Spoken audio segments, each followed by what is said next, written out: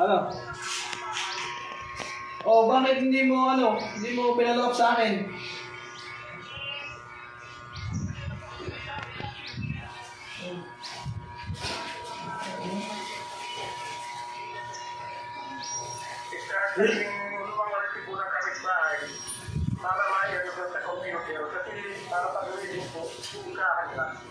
Oh, pero ano?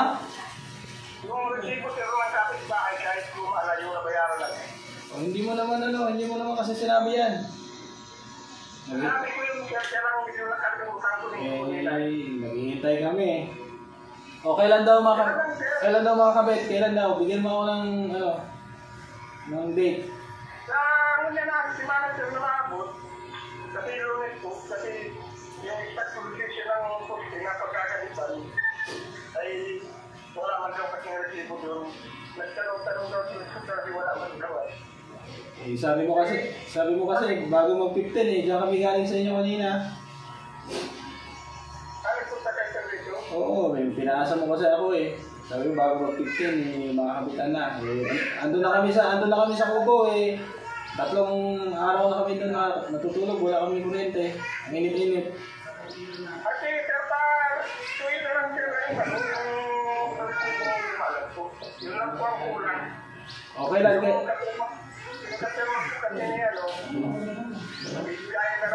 Sabihin mo, ba't walang record sa Kanorico? Bakit? Pumunta kami sa Kanorico kahapon. Nagpalo kami doon. Wala man ng record doon. Hindi mo yata in-apply. Wala pa nga siya record kasi yung ano po sa computer, wala man may record kasi yung sa resibo na lang wala pa. Hindi, ibig sabihin, hindi mo in-apply. Hindi mo pa in-apply. Ha? Kaya nga, pinayakan mo pero hindi pa na-apply. Nagbayad ka na doon. Nagbayad ka na.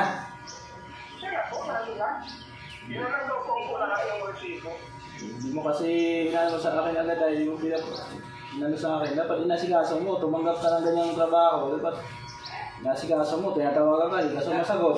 Text ka, hindi ka sumasagot.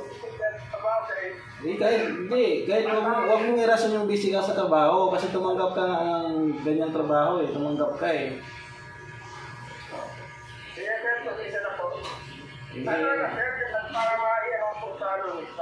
Barangay na sana kita ngayon eh, kung di ka nag-text eh.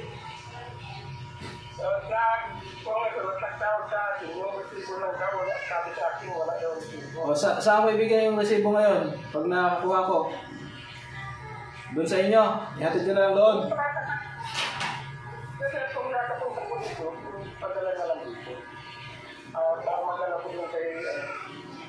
So mga kailan daw, anong araw makabitan? Kasi ang init doon, naghihintay kami. Sabi ko naman sa'yo na sa 15, maglipat na kami. Sabi mo, bago mag-15 sa'yo, ano na yan? Makabit na yan. Eh, hindi mo kasi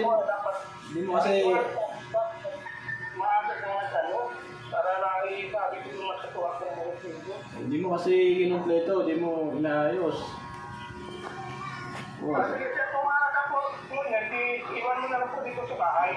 Kailan makakabitan? Anong araw? Mga anong araw?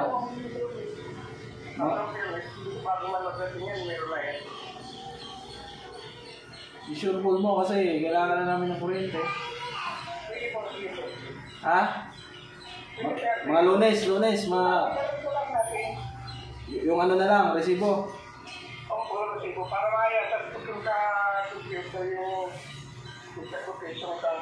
o baka may babayaran na naman kami dyan ha? Babayad na naman kami. Laki na ng gastos ko, bayad pa ako sa iyo, magkano yun? Paglatag. Baka pagkabit ng punta doon, magbabayad na naman ako. Wala na akong babayaran dyan ha? Kahit 5 ha? O sige, malinaw na usapan yan. Wala na akong bayaran.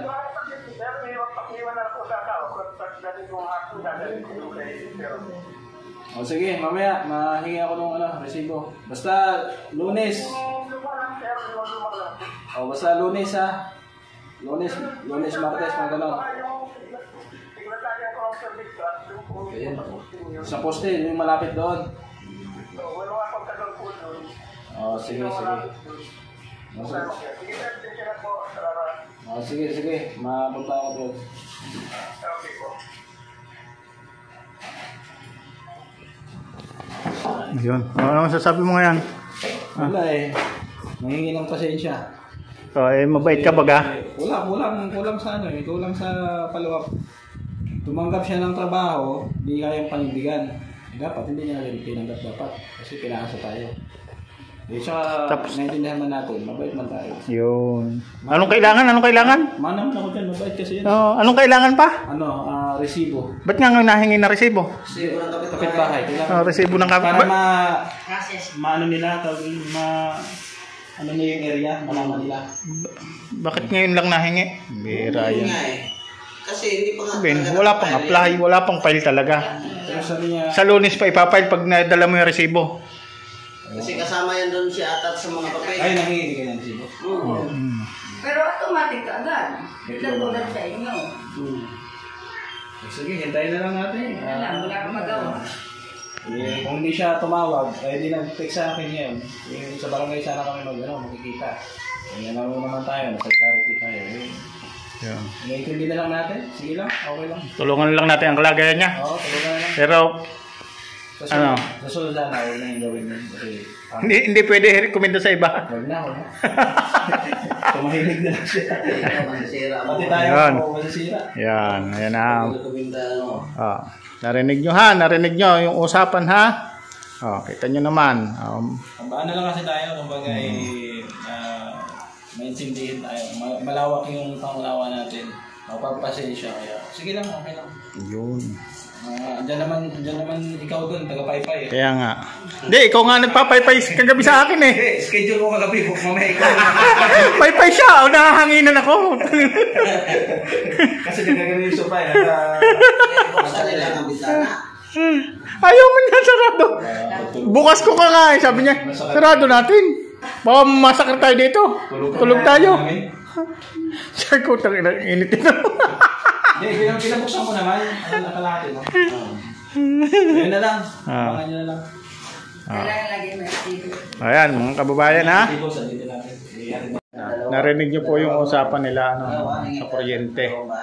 At yun na nga, ibig sabihin lang, hindi pa talaga na-i-file kasi may kulang pa sa papers.